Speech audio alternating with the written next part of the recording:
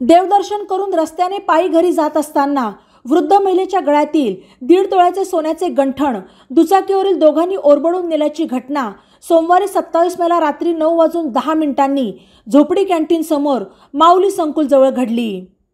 या प्रकरणी तोफखाना पोलीस ठाण्यात मंगळवारी 28 मेला दोघांविरुद्ध जबरी चोरीचा गुन्हा दाखल करण्यात आला।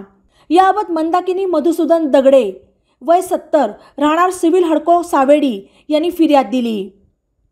मंदाकिनी दगडे आणि त्यांची मुलगी अशा दोघी जणी सोमवारी रात्री 8:30 वाजता प्रेमदान चौक सावेडी येथील दत्त मंदिरामध्ये दर्शनाकरता गेल्या होत्या। दर्शन करून पुन्हा घरी पायी जात असताना सदर घटना घडली।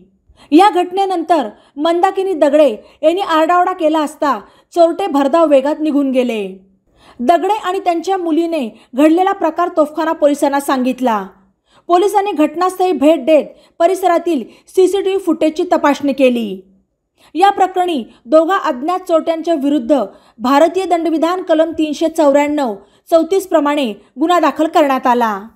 ई नवा मराठा यूट्यूब चॅनलला सबस्क्राइब करा आणि बेल आयकॉनवर प्रेस करा।